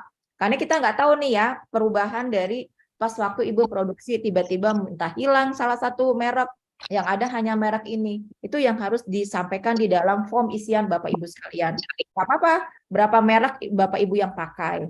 Karena yang tahu kan Bapak Ibu pakai minyak yang pas ini minyak yang mana. Karena pelaku usaha itu kan dia punya kriteria sendiri untuk menggunakan minyak-minyak apa, atau mentega-mentega apa, atau gula-gula apa. Jadi memang seperti itu Bu, harus akan ada perubahan itu berkaitan dengan rasa tadi, yang awalnya manis menjadi asin, atau kebalikannya, kemudian awalnya minyak goreng A menjadi minyak goreng B, kemudian tadi ini itulah yang dimaksud perubahan Bu Dias, Bapak Ibu sekalian. Jadi itu harus disampaikanlah kepada BPJPH karena terkait dengan ini. Sama nambah varian, misalnya Bapak Ibu membuat bakery, itu variannya tuh ada 10. Tapi tiba-tiba mau ada varian karena nih ada permintaan nih varian A, B, C, D, E gitu. Nah, itu harus disampaikan juga. Itu bisa masuk kepada perubahan tadi, perubahan komposisi karena menambah beberapa varian tadi. Nah, itu yang harus juga dilaporkan karena jangan sampai nanti waktu kami ada surveillance, ada pengawas sesuai dengan data yang masuk di awal datanya A, B, C, D, tapi kok setelah di lapangan datanya C, D, E gitu. Itu kan berarti nanti Bapak Ibu bisa kena sanksi terkait dengan itu karena ada informasi yang tidak benar dari yang Bapak Ibu sampaikan dalam proses produksi. Jadi alangkah baiknya itu perlu dilaporkan dan disampaikan kepada BPJPH terkait dengan perubahan tersebut, Bu Dias. Makasih. Kemudian Ibu terkait pendampingan kepada pelaku usaha dan sertifikasi halal, apakah dari Kementerian tempat universitas? Ya, kalau pendamping itu sebetulnya dari UMK itu lumayan banyak ya sudah tergabung sebagai P3H, yaitu kalau nggak salah Bu Meti namanya Garda Trust Bumi ya Bu Meti ya. Itu kalau tidak salah sebagian teman-teman pendamping dari Garda Transbuminya ke UMKM itu sudah tergabung sebagai P3H. Mungkin tidak semua, mungkin saya juga nggak tahu, tapi dari yang pernah saya temui itu rata-rata kalau UMK itu sudah punya pendamping P3H itu dari memang binaannya dari Kemenko UKM, yaitu Garda Transbumi yang masuk tergabung sebagai P3H. Jadi kalau memang terus misalnya Bapak Ibu mau menjadi pendamping P3H itu silakan saja. Tergabungnya bisa di perguruan tinggi umum, bisa di perguruan tinggi Islam yang memang sekarang sudah menjadi lembaga pendamping PPH. Karena Bapak Ibu kalau mau jadi pendamping itu harus punya rumahnya. Rumahnya di mana? Di perguruan tinggi Islam atau perguruan tinggi umum. Itu hampir semua perguruan tinggi umum sudah menjadi rumahnya P3H. Atau dari Yayasan Islam atau dari Ormas Islam. Silakan bisa gabung mau di mana. Itu kalau di perguruan tinggi umum seluruh Indonesia kalau nggak salah itu sudah banyak yang merekrut tenaga-tenaga pendamping. Nanti pelatihannya yang mengakomodir adalah lembaga tersebut. Jadi seperti itu Bu, kalau memang mau ikut ya silakan Bu tergabung di lembaga-lembaga yang ada di tempat daerah Bapak Ibu sekalian.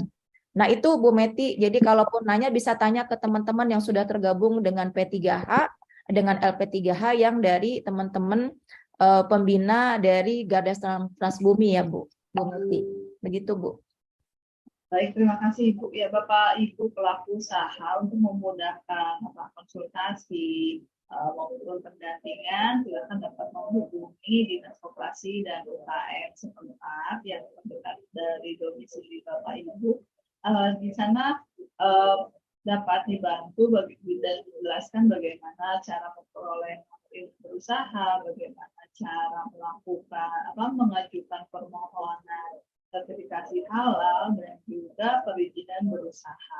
Nah, nanti dari teman-teman dinas mungkin bisa ada pendampingan oleh kita sendiri maupun dari Garda Transbumi. Tadi sudah disampaikan juga oleh Ibu Siti Aminah bahwa Garda Transbumi ya, para pendamping UKM ini sebagian besar juga sudah punya terkoneksi atau mereka jadi bagian dari pendamping halal ya. Silakan. Kemudian ada beberapa fasilitasi dari Kementerian Koperasi maupun dari BPJPH kalau nggak salah fasilitasi untuk memperoleh sertifikasi halal. Nah, tadi kalau nggak salah per tahun dari BPJPH untuk 1 juta pelaku usaha ya Bu ya? Ya, 1 juta, makanya Bapak Ibu disegerakan ya, biar masuk sebagai dapat fasilitasi dari BPJPH. Tahun ini 1 juta Bapak Ibu, 1 juta pelaku usaha. Di Kementerian Koperasi sendiri juga ada selain untuk sertifikasi halal, untuk sertifikat yang lainnya misalnya untuk HAKI maupun untuk standarisasi nasional ya silakan bisa di follow. Mungkin biasanya kan pemerintah menyampaikan info di website kementerian maupun juga di media sosial masing-masing ya Ibu ya untuk memudahkan informasi. Nah untuk memudahkan pelaku usaha mengajukan izin juga kita sudah bergerak ke sistem ya Bu ya, tidak ada lagi sih misalnya pengajuan berkas hard copy atau surat menyurat, tapi semua dilakukan secara online dan kita secara nasional terintegrasi dengan OSS. Silakan Bapak Ibu untuk dapat mendaftarkan baik nomor induk usaha, sertifikasi halal maupun perizinan usaha yang lain itu sudah terintegrasi ke OSS. Ada aplikasinya juga kalau nggak salah bisa mau basis web atau aplikasi bisa dilihat Bapak Ibu di Play Store atau ininya masing-masing. Berarti untuk tahun ini apakah masih lewat Sihala atau OSS Bu? Integrasinya apakah sudah selesai ya Bu? Kalau untuk daftar NIB kan memang lewat OSS ya, tapi untuk pengajuan sertifikat halal safety clear itu tetap melalui si halal. Karena integrasi di sini berarti nanti kalau Bapak Ibu sudah punya NIB, itu NIB Bapak Ibu sudah terdownload ada di dalam sistem kami. Jadi misalnya nggak perlu ngajukan ulang lagi NIB-nya karena sudah ada apa namanya daftar NIB Bapak Ibu di sistem kami. Seperti itu, Bapak. Seperti itu, Bu Meti. Ada pertanyaan Ibu dari Bapak Slamet Subagio, bagaimana cara membedakan suatu produk itu halal atau tidak dari bahan mungkin ya Bu ya? Iya, kalau sebagai masyarakat umum itu memang sulit kita karena kan nggak bisa palingan, makanya tadi label itu sangat penting sebagai informasi bahwa produk ini sudah halal, label halal atau keterangan tidak halal tadi untuk produk yang tidak halal. Itu label itu sangat penting karena tidak semua masyarakat awam tahu. Nah, karena untuk tahu dia halal atau tidak kan bahan yang harus dicek. Bahan yaitu bahan bakunya tadi. Apakah bahan bakunya dari bahan yang halal, bahan tambahannya misalnya kayak bumbu masaknya, pewarnanya, kemudian apa namanya aromanya, kemudian kan biasanya ada fragrance, ada flavornya, apakah semua ada label halalnya. Tapi itu diketahui kalau secara kasat mata itu melewat lab untuk diuji di lab. Mengenai daging pun juga seperti itu. Jadi kalau masyarakat awam itu tidak bisa melihat secara detail karena dia hanya mereka hanya melihat di label. Makanya label itu sangat penting. Kalau kita sebagai praktisi memang harus ngecek satu-satu tadi. Ngecek satu-satu bahannya dari mana, bahan penolong, bahan tambahan itu apakah benar dari yang sudah ada label halalnya, sudah ada sertifikat halalnya. Jadi seperti itu Bapak. Nggak bisa memang kita nih misalnya pergi ke suatu tempat mau tahu ini produk ini halal atau tidak ya hanya dengan label. Hanya lihat dengan label itu untuk memberikan kepastian dan informasi kepada masyarakat bahwa produk ini sudah halal atau belum atau ada keterangan tidak halal. Misalnya saya pernah pergi ke pengawasan ke salah satu retail di daerah Depok. Itu kita lihat itu ada salah satu makanan khas Korea yaitu apa kemarin tuh mie yang terkenal tuh kemarin ada temuan ya. Nah, itu mie apa ya saya lupa. Mie yang terkenal kemarin dulu itu. Nah, saya lihat di sana jadi mie itu macam-macam. Ada yang sudah ada label halal sama ada yang sudah ada keterangan tidak halalnya. Nah, itu kita lihat tuh biasanya ada yang impor. Kebetulan mie yang saya lihat tuh mie impor dan ternyata dia di retail itu sudah jelas dia masuk kepada rak yang ada keterangan gambar babinya dan di kemasannya itu ada gambar itu karena sesuai dengan aturan Badan POM kalau ada produk non halal perlu ada di kemasannya ada gambar babinya tadi dan tulisannya ada tulisannya produk ini mengandung dan bersentuhan dengan yang tidak halal. Itu tulisannya di kemasan. Jadi memang Bapak Ibu masyarakat biasanya hanya paham di kemasan yang ada labelnya. Karena itu sebagai bagian dari informasi kepada masyarakat. Seperti itu Bu Meti. Baik, terima kasih Ibu. Ini juga ada pertanyaan lagi Ibu melalui chat. Kalau ada perubahan bahan, apakah nanti nomor sertifikat halalnya juga berubah, Ibu ya? Ya, kalau memang nanti ada perubahan, itu nomor sertifikatnya itu berubah. Tapi ada mekanisme pengembangan. Jadi ada dua di sini. Pertama, pendaftaran baru tadi dikarenakan ada perubahan komposisi, berarti nanti itu sertifikatnya baru. Terus ada lagi namanya pengembangan. Pengembangan itu misalnya tadi yang saya contohkan misalnya bakery. Bakery itu dia punya hanya beberapa varian, misalnya varian coklat, strawberry, keju. Kemudian dia nanti suatu waktu mau nambah nih varian. Ada variannya serikaya, ada susu, ada apa. Itu berarti dia mengembangkan produknya menjadi beberapa varian. Itu sertifikatnya tetap sama nomornya, tapi lampirannya akan ditambah. Karena dia hanya menambah varian saja, yaitu rasa tadi dari hanya 3 macam menjadi 6 macam misalnya. Jadi itu bisa sertifikatnya sama, nomornya sama dengan yang lama, hanya lampirannya tidak akan ditambah. Tapi kalau tadi yang disampaikan oleh Bu Dias terkait dengan A, B, C, D lumayan banyak, itu memang harus daftar ulang dan sertifikatnya baru, tidak sama dengan sertifikat sebelumnya. Seperti itu Bu Meti.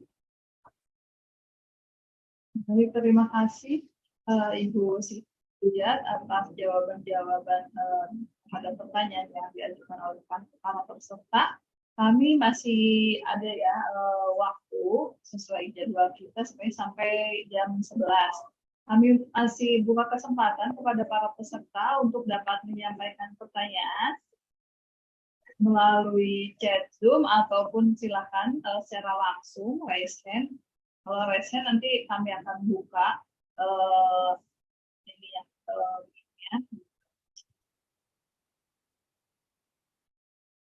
Ibu, ini mungkin pertanyaan dari Bapak Sianipa Dominikus, ini keterkaitan antara PIRT dan sertifikat halal, manakah yang lebih penting?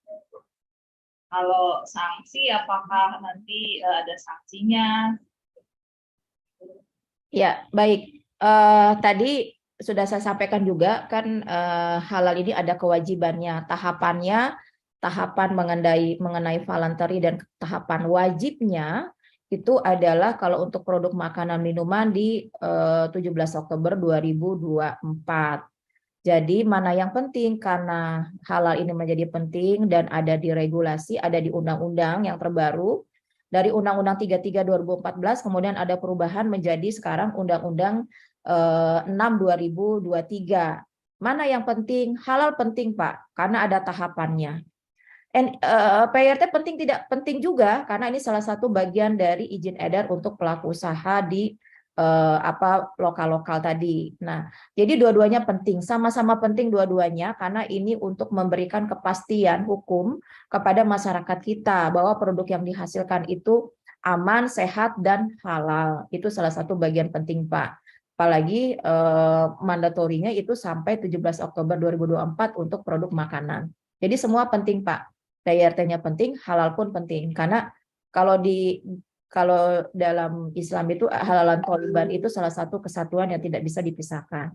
Seperti itu Bu Meti. Makasih. Terima kasih Ibu.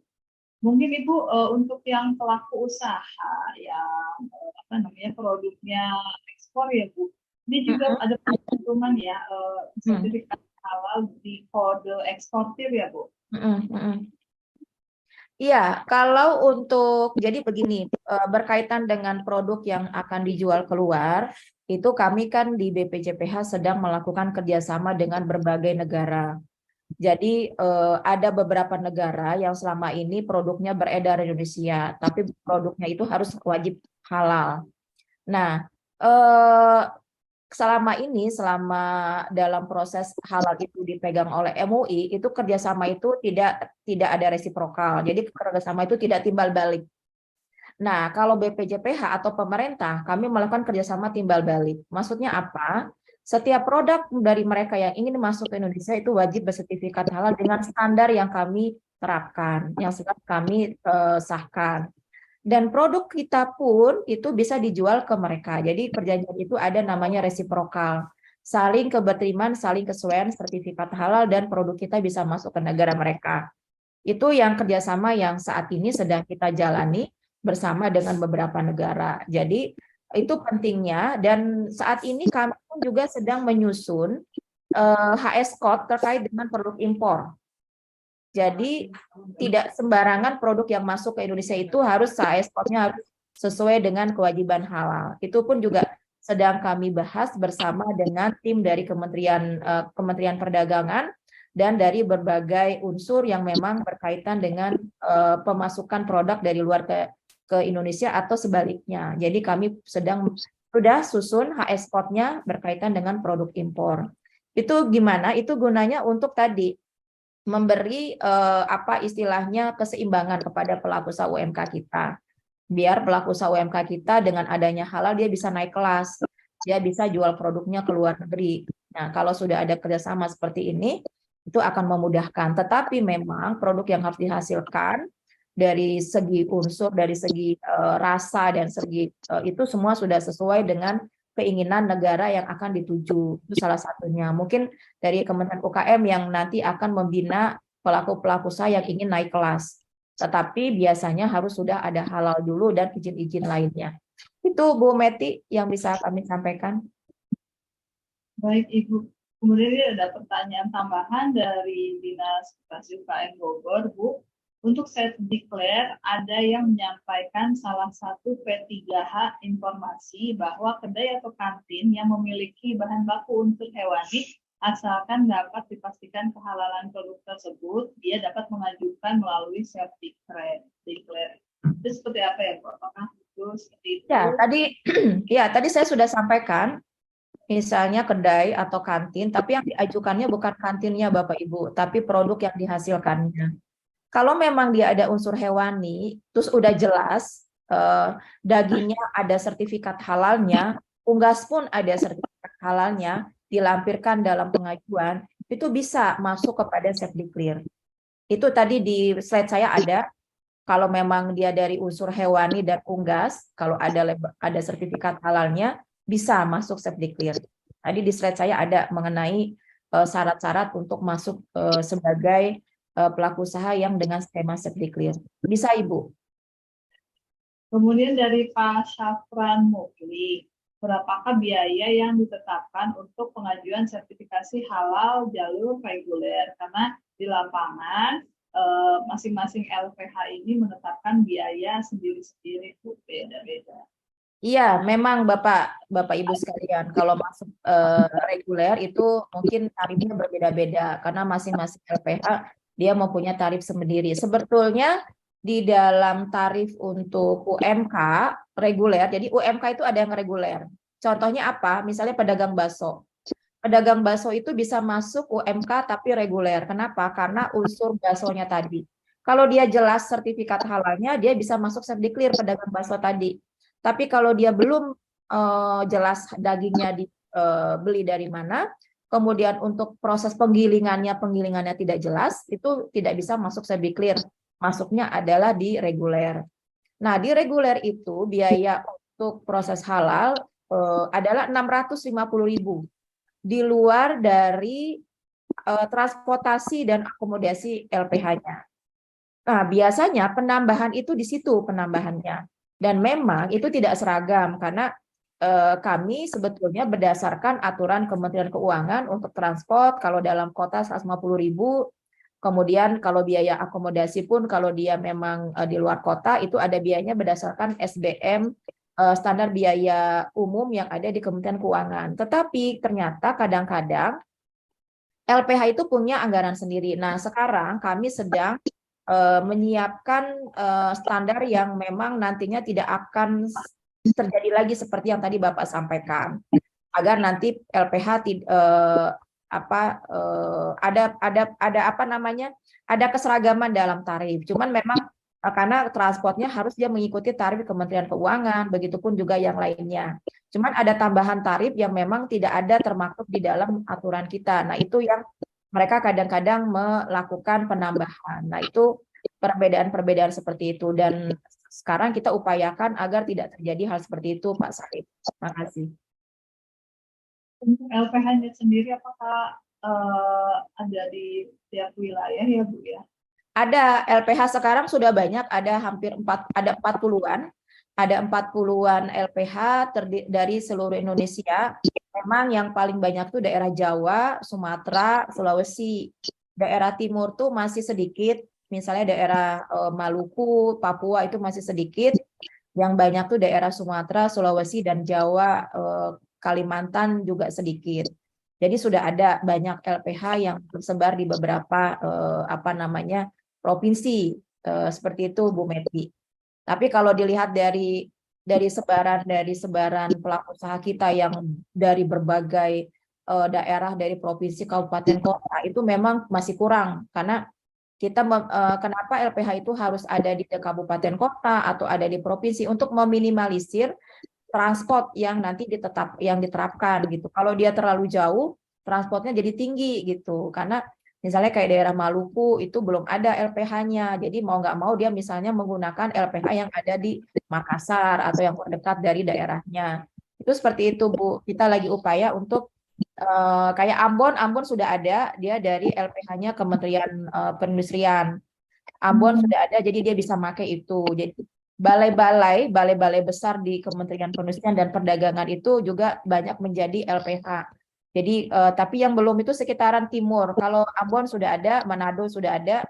Yang belum itu daerah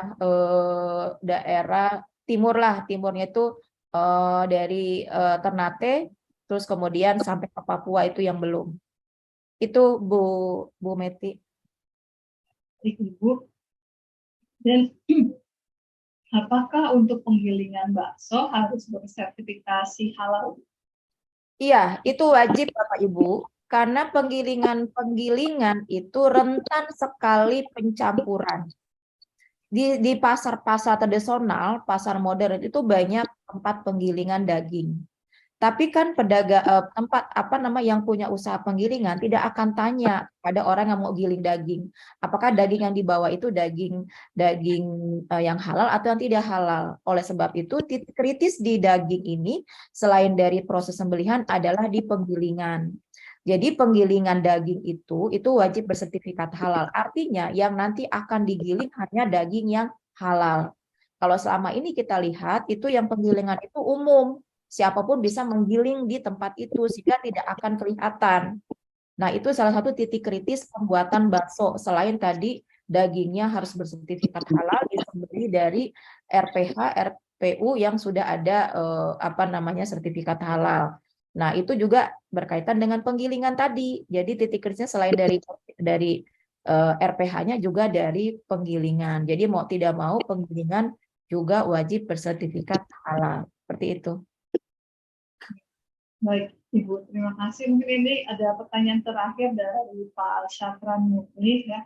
Tadi kan tahapan untuk memperoleh sertifikasi halal itu sampai Oktober ya paling lambat ya 2024. Nah, pasca Oktober itu kalau tidak punya sertifikasi halal, dia kena sanksi apa, kemudian siapa yang akan mengenforce atau memaksakan sanksi tersebut. Iya, betul. Jadi untuk 17 Oktober 2024 itu bila produk Bapak Ibu belum halal, khususnya untuk makanan minuman dan yang berkaitan dengan makanan minuman itu akan ada sanksi. Sanksi yang paling ringan adalah ditegur oleh kita melalui surat teguran. Yang kedua itu produknya itu tidak bisa beredar, jadi dia tidak boleh beredar. Itu yang kedua. Jadi terus yang ketiga, semua ini sanksi administrasi. Yang ketiga adalah dicabut izinnya, tidak bisa berjualan. Itu yang sanksi yang paling berat. Jadi Bapak Ibu, dengan adanya kami memfasilitasi sertifikat halal gratis untuk skema Safe Declare, ini salah satu bagian dari kampanye mandatori halal di 2024. Jadi memang akan diterapkan dan siapa yang memberi sanksi adalah di Kementerian di BPJPH sendiri karena nanti ada tim pengawas yang akan melakukan pengawasan dan juga ada surveillance akan melakukan surveillance atas peredaran produk yang mana di 17 Oktober 2024 itu menjadi salah satu bagian penting semua produk yang ada beredar itu wajib bersertifikat halal. Seperti itu, Bu. Terima kasih. Terima kasih, Ibu. Mungkin ini, mohon maaf, ada pertanyaan yang diajukan oleh peserta dari Ibu Eva Diana Rosa. Untuk yang resto, yang banyak pilihan menunya, sertifikasi halal ini apakah untuk restonya atau jenis masakannya? Jadi yang mengajukan permohonan sertifikat adalah restonya. Restonya itu dengan menu-menu yang ada di dalamnya. Jadi restonya mengajukan permohonan sertifikat halal dengan melampirkan semua menu yang ada. Masing-masing menu itu ditulis bahan bakunya dari A sampai Z. Masing-masing menu. Jadi Bapak Ibu yang punya resto dari sekarang mungkin perlu mencicil, menulis menu-menu yang ada dengan apa bahan bakunya, apa bahan penolongnya di dalam form yang sudah disiapkan oleh BPJPH di dalam si halal. Jadi Bapak Ibu bisa ke ptsp.halal.go.id, harus punya akun dulu. Nanti Bapak Ibu bisa mengambil form-form yang ada di sana untuk diisi sesuai dengan form yang ada.